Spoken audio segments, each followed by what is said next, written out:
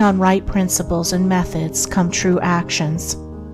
One who is striving to grasp true principles and work with sound methods will soon come to perceive that details of conduct cannot be overlooked, that, indeed, those details are fundamentally distinctive or creative, according to their nature, and are of deep significance and comprehensive importance, and this perception and knowledge of the nature and power of passing actions will gradually open and grow within him as an added vision, a new revelation. As he acquires this insight, his progress will be more rapid, his pathway in life more sure, his days more serene and peaceful. In all things, he will go the true and direct way, unswayed and untroubled by the external forces that play around and about him. Not that he will be indifferent to the welfare and happiness of those about him, that is quite another thing, but he will be indifferent to their opinions, to their ignorance, to their ungoverned passions. By true actions, indeed, is meant acting rightly towards others, and the right doer knows that his actions, in accordance with truth, are but for the happiness of those about him, and he will do them even though an occasion may arise when someone near to him may advise or implore him to do otherwise.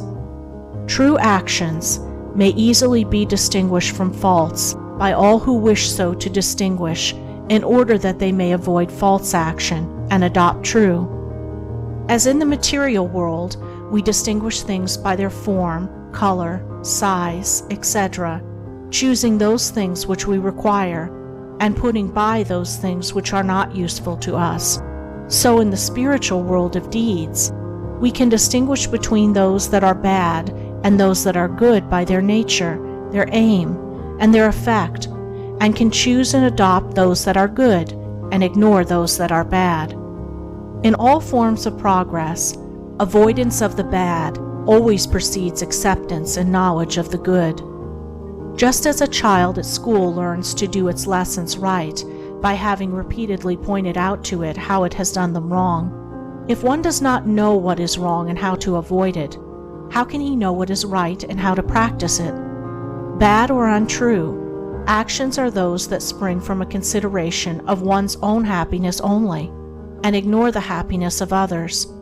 that arise in violent disturbances of the mind and unlawful desires, or that call for concealment in order to avoid undesirable complications. Good or true actions are those that spring from a consideration for others, that may arise in calm reason and harmonious thought framed on moral principles, or that will not involve the doer in shameful consequences if brought into the full light of day.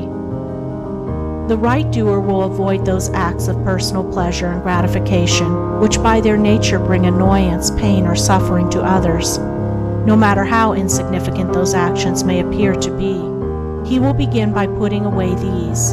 He will gain a knowledge of the unselfish and true by first sacrificing the selfish and untrue. He will learn not to speak or act in anger, or envy, or resentment, but will study how to control his mind,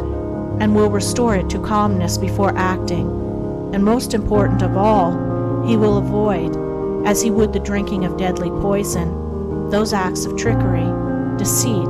double-dealing, in order to gain some personal profit of advantage, and which lead, sooner or later, to exposure and shame for the doer of them. If a man is prompted to do a thing which he needs to conceal, and which he would not lawfully and frankly defend if it were examined of witness, he should know by that it is a wrong act, and therefore to be abandoned without a further moment's consideration.